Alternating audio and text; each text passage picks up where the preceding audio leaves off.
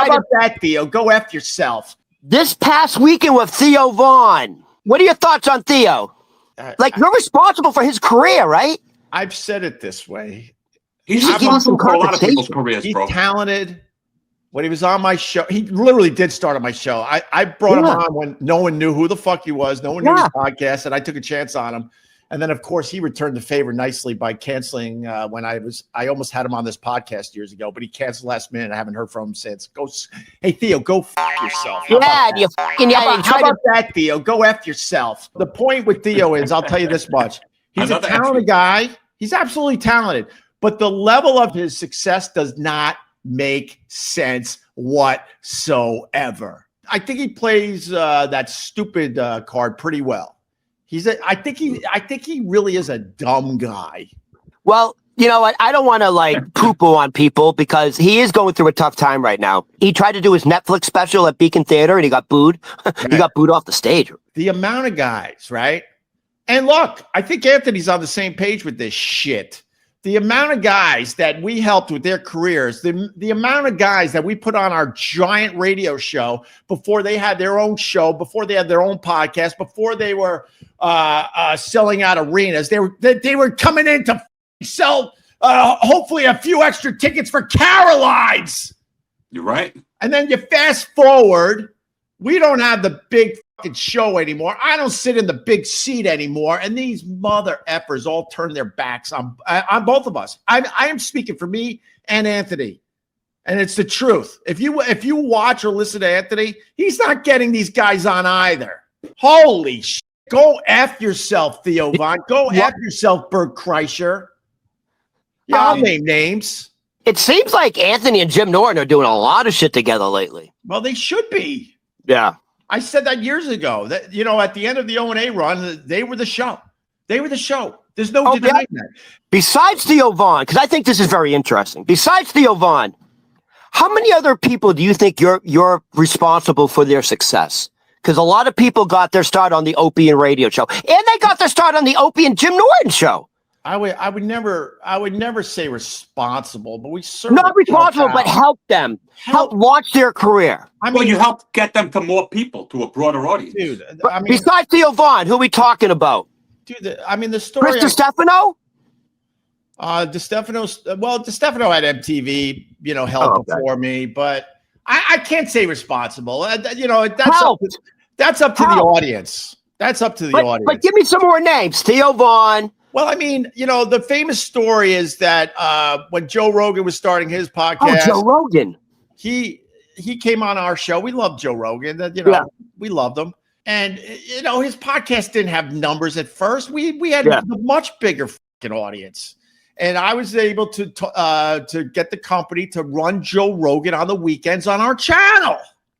Excuse me, Opie. You are responsible for one person's career. Pretty much. And you've said it yourself. Who? Bill Burr. You're Bill Burr. No. Rich Voss. No. We helped all those guys, but I think someone like Bill Burr. Okay. And Joe Rogan, that's why I don't want to say responsible, because I know we helped Joe Rogan. Okay, we put him on our channel on the weekends. Yeah. And our huge fan base was embraced Joe Rogan. That was a real thing back in the day. We had a huge fan base that would embrace anything we said. Correct. And also on the weekends at the time was Bill Burr. Bill Burr's podcast wasn't doing anything yet. We had the much bigger audience. Does Bill Burr have a huger presence than me? Of course. Of course, the whole thing is flipped. But back in the day, he was another guy that we absolutely helped to get his podcast out there. You're absolutely responsible. And then it's got to be said that, sorry, Ron, you got me going. This is the good stuff, I guess.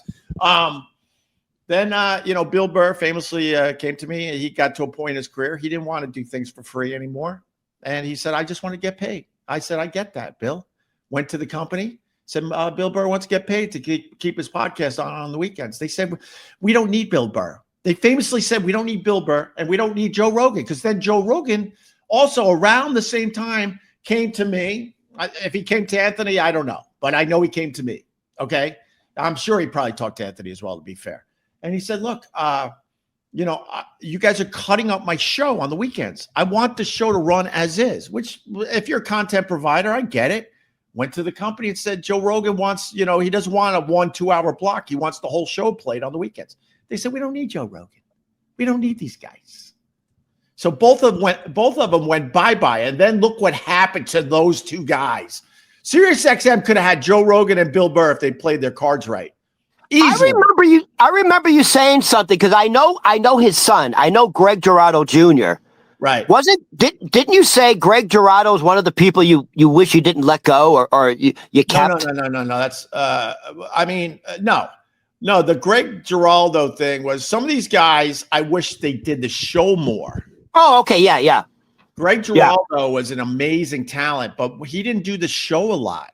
That's okay. Where, for whatever reason, it wasn't because we didn't like him or anything. We didn't have a lot of fucking open spots back then. Everybody wanted to be on that show. So when I finally needed a little help from some of these guys, and they all just said, your little podcast, go at, that's why they could all go screw. And that's why I burned bridges, because I think that makes you a terrible person. You really were fucking famous back in the day because I did your show like at Pete's Tavern, right? Well, it was a pop-up. The first time. Sure. Yeah, it was a pop-up. And I remember you. Oh, and then I did it again later. I did it at Gephardt's. And I remember you saying to me, and you said to me both times, hey, be ready. You're going to get a massive jump in like views and likes. Right. Dude, I got like 30,000 likes after doing your show. Yeah, that's how famous you were. And I'm not in that world anymore. I got 30,000 likes. No one knew who I was. Yeah, that's what pisses me off because these guys would come through that studio door, and by the time they left the studio, they had sold out shows wherever they were. Name recognition. Dude, no one knew who the fuck I was. I had 31,000 likes after doing your show because I killed. I mean, look, Bert Kreischer. A talented guy, deserves what he has, right? Yeah. But he wasn't big when he was coming on the Opie and Anthony show. He even said he was a fucking fan of our show, right? Yeah. So I finally need a little help. I'm starting the podcast. I got my dick kicked in by Sirius XM. I need help now, you fuckers. Yeah. And I wrote Bert too.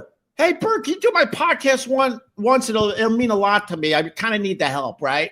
Nobody writes back. I'll always be a fan. What the fuck? In other words, no. I'll always be a fan. What the fuck does that mean? Wow. Just say no. I'm not doing your little fucking go fuck yourself, Opie. What? He's saying go fuck yourself in a nice way. 100%. Yeah. Go fuck yourself. I should have said that back in the day when these guys were trying to get real traction. Yeah, back in the day, did he still have that belly? He was always fat. Yeah. So he was always. It's a good thing you didn't fucking say anything to those people back in the day. You did what you did because you're a good guy, bro. And that's the bottom line. Right. I do remember you saying you had a big fucking part in Rich Voss's success. Rich Voss. I mean, Rich. What happened? What's wrong with that guy? Rich, who do you think you would have been if you were never on the Opie and Anthony show? Maybe I'd be some kind of guy who's always selling, stuff on the side. I'd be selling Christmas trees, maybe. Whatever. I don't know. I got to go now. I'm mad. Now you're mad. Now you got this guy mad. Now he's got to go walk. No, I'm not. I'll be honest with you. I'll turn this off within 10 minutes. I'll forget I said half this shit. 1,000%, bro. I'm with you. And by the way, there's plenty of other guys that did the exact same shit, and they did it to Anthony too. You don't see a lot of the old guys on either one of our shows.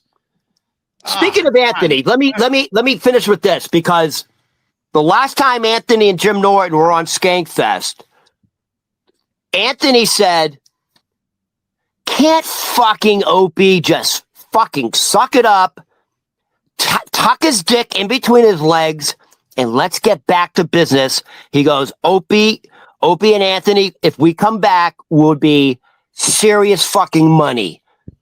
No. Would it be serious money if you guys got back together? Or is that just bullshit? No, 100%. There's nostalgia. There's nostalgia at this point. But I have no desire. He just said way too much, crap about you got to stick with your scruples, man. You can't give in. I mean, like, what do you want to do a show with a guy who overtly is racist? Well, I mean, let me. You ever see his fucking Twitter account, the X account? Dude, it's bad. Let me. Anthony's X account. He doesn't mince words when it comes to African Americans. Well, yeah, I don't really want to be in that world to begin with, but it's more about you have children. You have to set an example. More about all the garbage he has said since the show ended. Look, we both took shots, but to this day he hasn't stopped. He hasn't stopped. By the way, I just want to say, I would just walk in a room like, "Hey, how are you, pal?" No.